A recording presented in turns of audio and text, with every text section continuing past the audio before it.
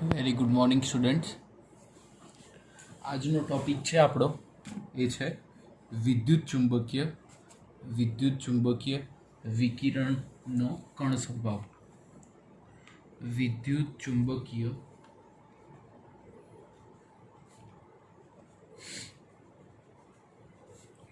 વિકિરણનો કણ સ્વભાવ.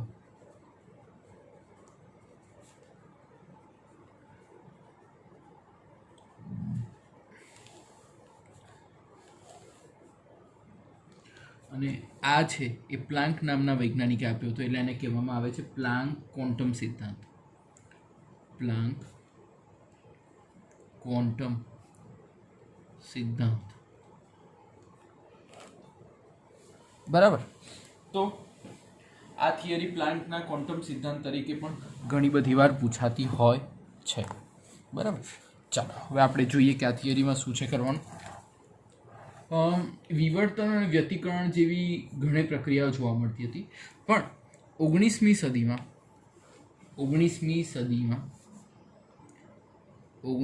સદીમાં પ્લાન્ક નામના ભૌતિક વિજ્ઞાની, આમ હતો ફિઝિક્સનો સાયન્ટિસ્ટ, ભૌતિક વિજ્ઞાનીએ વિદ્યુત ચુંબકીય સિદ્ધાંત વિશે સમજાવ્યું. શેના વિશે સમજાવ્યું? વિદ્યુત ચુંબકીય એટલે કે શેના વિશે? વિકિરણના કણ, વિદ્યુત ચુંબકીયના વિકિરણ કણ વિશે સમજાવ્યું. વિદ્યુત ચુંબકીય વિકિરણના કણ વિશે સમજૂતી આપી.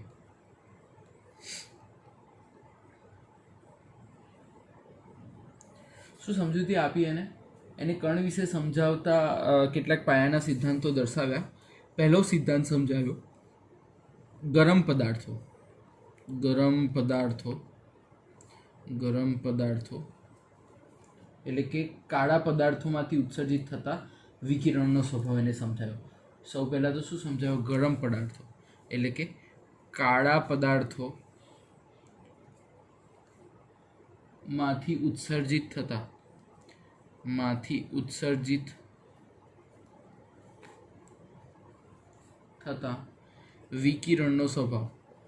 વિકિરણનો સ્વભાવ. એ સમજાવતા એને કઈ રીતે સમજાવ્યું? એને સૌ પહેલાં શું કર્યું કે ધારો કે લોખંડનો સળિયો છે. શેનો સળિયો છે? આ લોખંડનો સળિયો છે.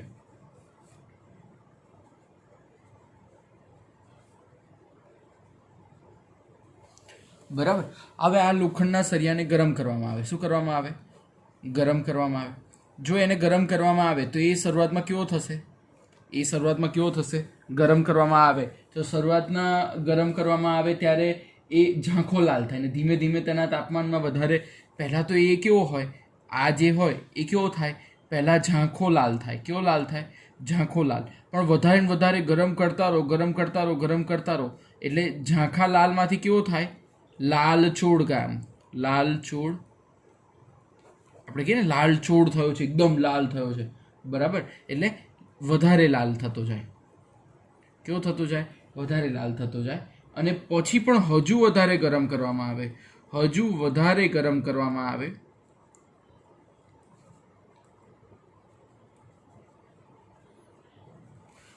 ગરમ કરવામાં આવે તો પછી એ બની જાય કેવો બની જાય? વાદળી કલરનો બની જાય. કેવા કલરનો બની જાય? વાદળી કલરનો બની જાય. એટલે આના ઉપરથી આપણે એવું કહી શકીએ કે આવૃત્તિના સંદર્ભમાં જોઈએ તો આવૃત્તિના સંદર્ભમાં આખી ઘટનાનું આપણે અવલોકન કરીએ તો આવૃત્તિમાં આપણે જોયું હતું, યાદ કરો કાલે, જાની વાલી પીનારા, ઓછી આવૃત્તિથી વધારે આવૃત્તિ થઈ. એટલે આવૃત્તિએ ઓછી આવૃત્તિથી વધારે આવૃત્તિ તરફ પ્રયાણ કર્યું. બરાબર. તો આવી રીતે વિદ્યુત ચુંબકીય વર્ણપટના લાલ રંગની આવૃત્તિ નીચી હોય જ્યારે વાદળી રંગની આવૃત્તિ વધારે હોય. એટલે કે આવી બધી આવૃત્તિનું ઉત્સર્જન અને અવશોષણ કાળો પદાર્થ કહે છે. જે આવૃત્તિનું શું કરી શકે? કાળો પદાર્થ એટલે કેવો? તમે એને ગરમ કરો. કાળો પદાર્થ એટલે એવો પદાર્થ કે જો તમે એને ગરમ કરો અથવા એને પ્રકાશ આપો તો એ પ્રકાશ ઉર્જા શોષી લે અને એની બધી ઉર્જાને શું કરે?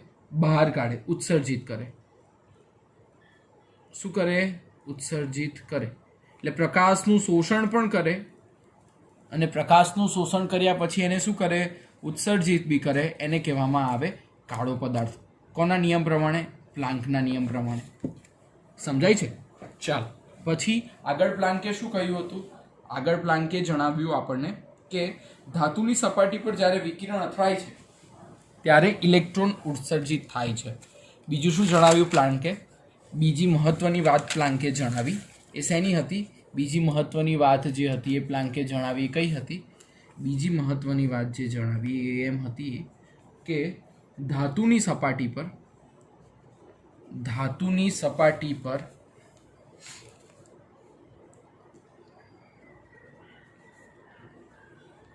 જ્યારે વિકિરણ અથડાય છે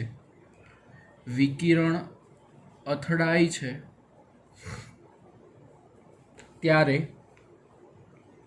ઇલેક્ટ્રોન ઉત્સર્જિત થાય છે.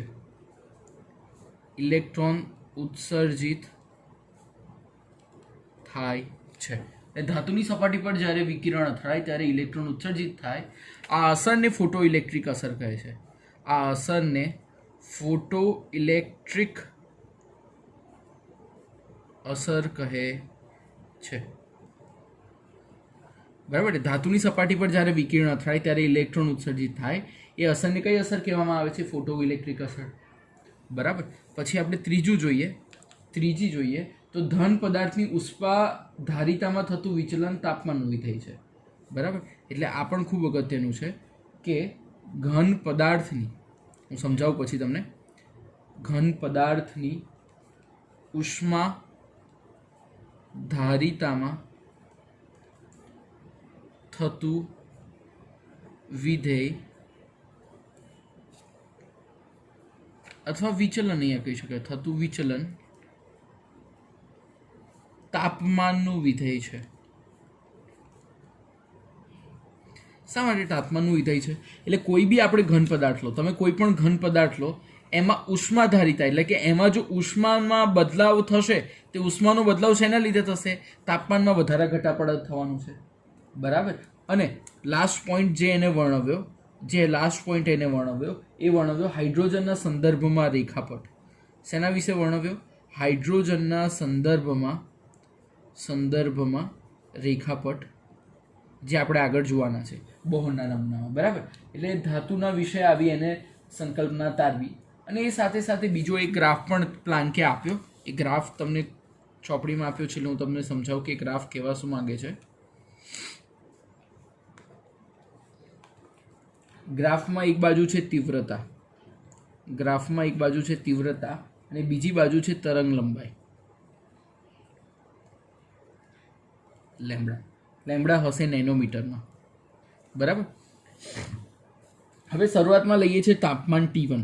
શું લઈએ છીએ શરૂઆતમાં? તાપમાન T1 લઈએ તો ધીરે ધીરે તીવ્રતા વધશે અને પછી ધીમે ધીમે શું થઈ જશે? ઓછી. એટલે તીવ્રતા અને તાપમાન સાથે સંબંધ છે. એટલે આ છે T1 નો ગ્રાફ. પણ જો ખૂબ વધારે તાપમાન આપવામાં આવે, એટલે તાપમાનનો બહુ ઊંચાઈ આવે, તો તીવ્રતા પણ તમને ખૂબ જલ્દી મળી જશે. એટલે જો આની તીવ્રતા જુઓ અને આની તીવ્રતા જુઓ, આનો પીક છે એ મોટો છે, આની ઊંચાઈ વધારે મળે છે, એટલે આની તીવ્રતા વધારે મળે છે.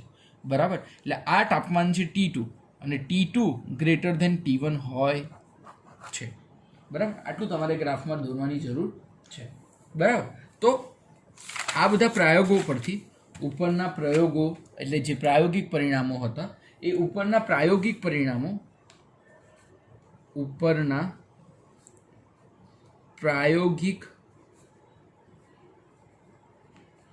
પરિણામો તરંગ સિદ્ધાંતને સંતોષકારક સમજાવી શકતા નથી. તરંગ સિદ્ધાંતને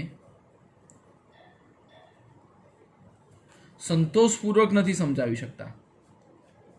સંતોષપૂર્વક સમજાવી શકતા નથી. તે સમયની પ્રચલિત માન્યતાના આધારે પ્લાન્કે સૂચવ્યું કે પ્લાન્કે એક ક્વોન્ટમ, તો તે સમયની પરિસ્થિતિ મુજબ પ્લાન્ક નામના વૈજ્ઞાનિકે એટલે કે પ્લાન્કે સૂચવ્યું કે ક્વોન્ટમ ઉર્જા એટલે કે ક્વોન્ટમ ઉર્જા જે છે જેને કહેવામાં આવે છે એ ક્વોન્ટમ ઉર્જા આવૃત્તિના સમપ્રમાણમાં હોય છે. આવૃત્તિ એટલે શું? આવૃત્તિ એટલે આપણે જોયું હતું કાલે મ્યુ, બરાબર, સમપ્રમાણમાં હોય છે, બરાબર. તો આના પરથી આપણે કહી શકીએ તો શું લખાય? ઈ બરાબર ચલે છે મ્યુ. હવે જો તમે ચલનનો સિદ્ધાંત કાઢો તો શું થાય? ઈ બરાબર એચ મ્યુ, બરાબર. જ્યાં એચ એ છે પ્લાન્કનો અચળાંક. એચને શું કહેવામાં આવે છે? પ્લાન્કનો અચળાંક. અને મ્યુ એટલે તો તમે જાણો છો શું થશે? આવૃત્તિ, બરાબર. અને ઈ એટલે શું? ઈ એટલે ક્વોન્ટમ ઉર્જા, જે આપણે જોઈ ચૂક્યા છે, બરાબર. તો આ ઉપરથી આપણે એવું કહી શકીએ કે જ્યારે પ્રાયોગિક મૂલ્ય પરથી નક્કી કરવામાં આવ્યું છે કે એચની મૂલ્ય ત્યારે કેટલું મળ્યું છે? એચનું મૂલ્ય મળ્યું છે 6.626 ગુણ્યા 10⁻34 જૂલ પર સેકન્ડ. જૂલ ઇન્ટુ સેકન્ડ તમને મળ્યું છે, બરાબર. ચાલો હવે આપણે આગળ વધીએ એટલે જઈએ એ સમયે પહેલાં હજુ આનું એક કન્ક્લુઝન એટલે કે છેલ્લે પ્રયોગો કર્યા પછી એને તારણ કાઢ્યું હતું પ્લાન્ક નામના વૈજ્ઞાનિકે. તો એ શું હતું? તો પ્લાન્ક એ સમજાવી શક્યા, આ બધા સિદ્ધાંતો પરથી પ્લાન્કે સમજાવ્યું કે કાળા પદાર્થમાંથી ઉદ્ભવતી વિકિરણની તીવ્રતાને વહેંચણી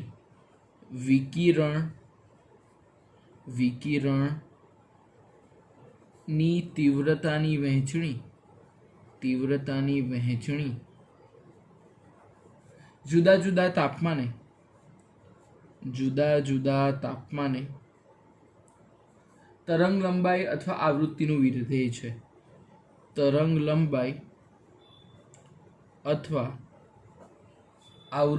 વિધેય છે.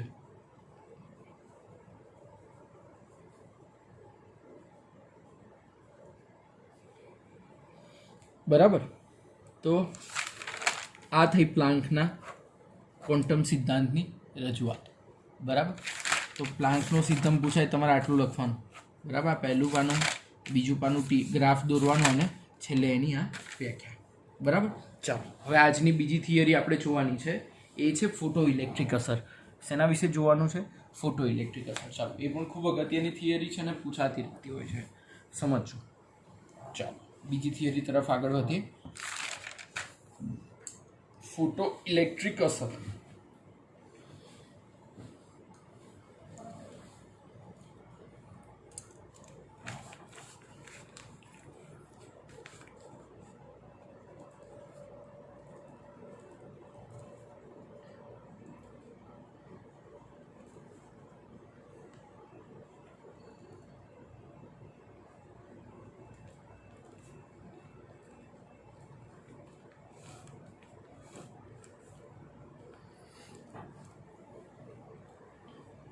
બરાબર.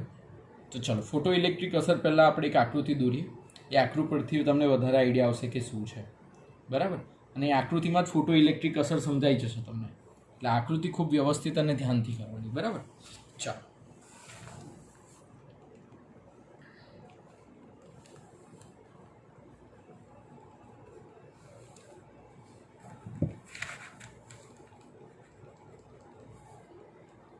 તમારી ચોપડી કરતાં તમારી ચોપડીમાં અહીંયા ધન લીધું છે, હું અહીંયા ઋણ લઉં છું. હા, એટલો ફરક છે. અહીંયા હું ઋણ લઉં છું, તમારી ચોપડીમાં અહીંયા ધન લીધું છે એટલે હું થોડું અલગ લઉં છું ને એવી રીતના તમારે દોરવાની. મેં દોરી છે એવી રીતના. હા, ચલો ઋણ છે.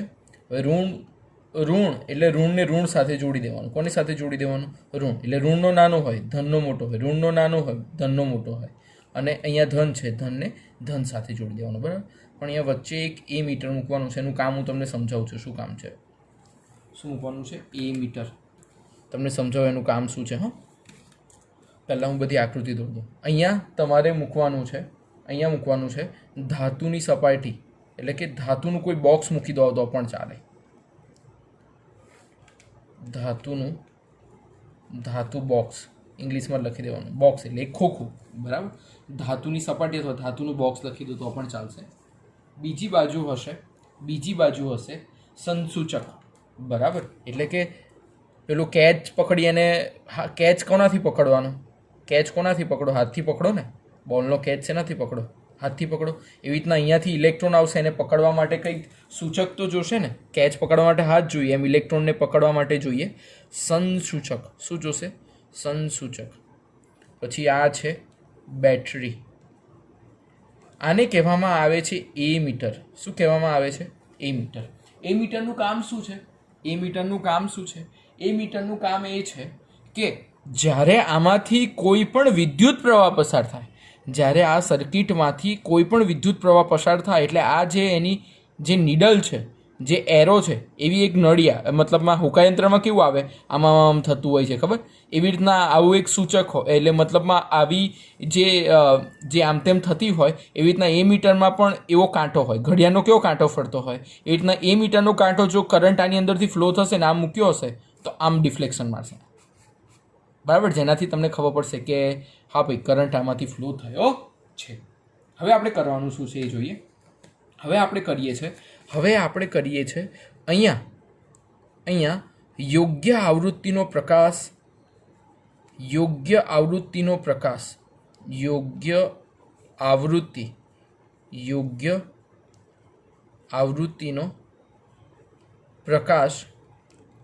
આપણે એના ઉપર અથડાય છે, બરાબર. એ પ્રકાશ જે છે ધાતુના બોક્સ ઉપર અથડાય છે.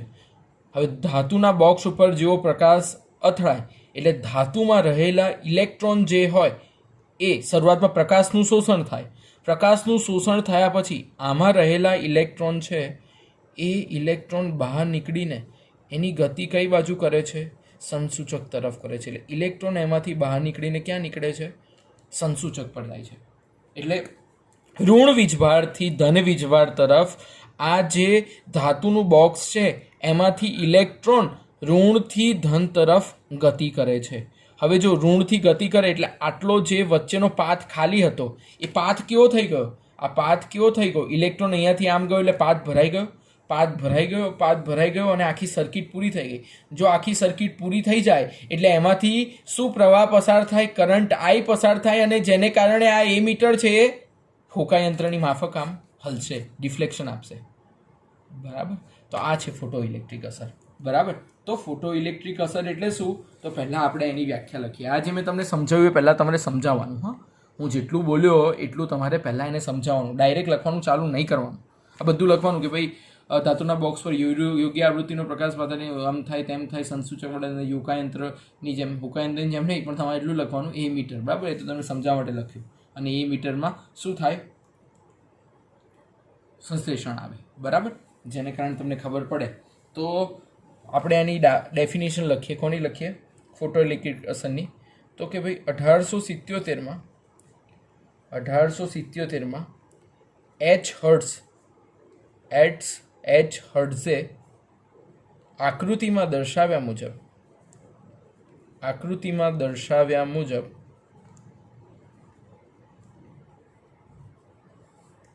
કેટલીક ધાતુઓ કઈ જેમ કે ઉદાહરણ તરીકે લઈએ તો પોટેશિયમ, જેનું નામ થશે કે રૂબિડિયમ તો થશે RB. પછી સીઝિયમ એટલે CS વગેરે. આ બધી ધાતુ બોક્સમાં તમે લઈ શકો. આ બધી ધાતુઓ લઈને એમને શું કર્યું? પ્રકાશના પુંજ સામે રાખી અને ઇલેક્ટ્રોનનું વગેરે કેટલીક ધાતુઓને લઈ પ્રકાશના પુંજ સામે રાખવામાં આવી ત્યારે તેમાંથી ઇલેક્ટ્રોનનું ઉત્સર્જન થયું. ઇલેક્ટ્રોનનું શું થયું? ઉત્સર્જન થયું. આ ઘટનાને ફોટો ઇલેક્ટ્રિક અસર કહે છે. તો આ ઘટનાને ફોટો ઇલેક્ટ્રિક અસર કહે છે. બરાબર. તો આ ફોટો ઇલેક્ટ્રિક અસરની વાત થઈ. તો પહેલાં તમારે આની મતલબમાં આકૃતિ દોરવાની, એની આ કઈ રીતે શોધ થઈ એ લખવાની, અને આ કઈ રીતે એનું આપણે એક્સપ્લેનેશન કરવું એટલું લખવાનું. બરાબર. હવે ફોટો ઇલેક્ટ્રિક અસરના પરિણામો એટલે કે પ્રાયોગિક પરિણામો કયા કયા હતા એની વાસે હવે આપણે ચર્ચા કરીએ. તો હવે આપણે હેડિંગ આપીએ ફોટો ઇલેક્ટ્રિક અસરના પ્રાયોગિક પરિણામો. બરાબર.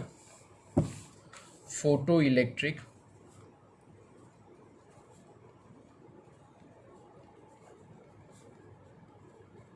અસરના પ્રાયોગિક પરિણામો.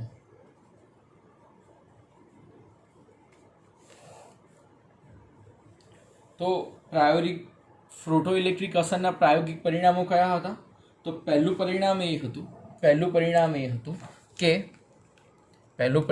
હતું કે ધાતુની સપાટી ઉપર, પહેલાં હું લખી લઉં છું પછી સમજાવું.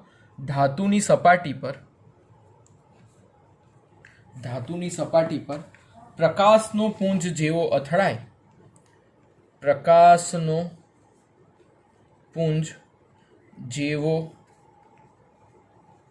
અથડાય, જેવો અથડાય કે તરત જ તેમાંથી ઇલેક્ટ્રોનનું ઉત્સર્જન થાય છે. ઇલેક્ટ્રોનનું ઉત્સર્જન થાય છે. એનો અર્થ એમ કે પ્રકાશનું પુંજનું અથડાવવું અને ઇલેક્ટ્રોનનું તેમાંથી ઉત્સર્જન થવું. એનો અર્થ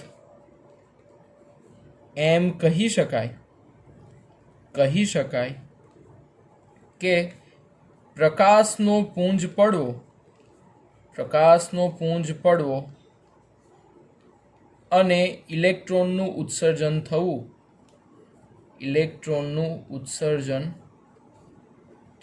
એટલે એવું ન થાય કે પ્રકાશ પડે પછી આરામથી ઇલેક્ટ્રોન ઉત્સર્જન થાય. ધાતુની સપાટી પર પ્રકાશનો પુંજ પડે એટલે કે ધાતુના બોક્સ ઉપર, અને આ બોક્સ ઉપર જેવો યોગ્ય પ્રકાશ પડે એટલે એમાંથી તરત જ ઇલેક્ટ્રોન ત્યાંથી ઉત્સર્જિત થઈને એક જગ્યાએથી બીજી જગ્યાએ જશે. બરાબર. તો આ એને સૌ પ્રથમ પહેલી નોંધ મેળવી હતી. બરાબર. હવે ઉત્સર્જિત થતા ઇલેક્ટ્રોનની સંખ્યા, બીજો એને નોંધ કઈ કરી હતી કે ઉત્સર્જિત થતા ઇલેક્ટ્રોનની સંખ્યા આપણે જોઈ શકીએ એ પ્રમાણે ઉત્સર્જિત થતા ઇલેક્ટ્રોનની સંખ્યા પ્રકાશની તીવ્રતા અથવા તેજસ્વીતાના સમપ્રમાણમાં હોય છે. ચલો હું બીજું લખું એટલે પછી તમને સમજાવું. એને બીજી વસ્તુ નોંધી કે ઉત્સર્જિત થતા ઇલેક્ટ્રોનની સંખ્યા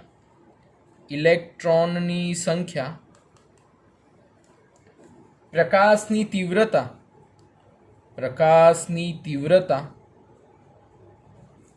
અથવા તેજસ્વીતાના સમપ્રમાણમાં હોય છે.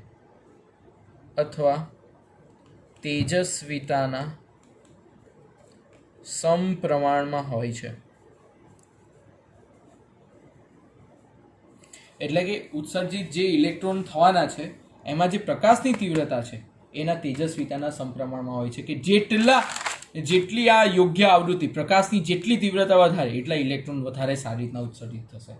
એટલે જેટલા વધારે આવૃત્તિ એટલા વધારે ઇલેક્ટ્રોન ઉત્સર્જિત થશે. બરાબર. ચાલો પછી આપણે આગળ વધીએ. તો આગળનો પોઈન્ટ જે છે થ્રેશોલ્ડ આવૃત્તિનો છે. બરાબર. તો થ્રેશોલ્ડ આવૃત્તિમાં શું કહેવામાં આવે છે કે જ્યારે ધાતુનો જે ટુકડો છે એમાંથી ઇલેક્ટ્રોનને તમારે ઉત્સર્જિત કરીને બહાર નીકાળવો છે. બરાબર.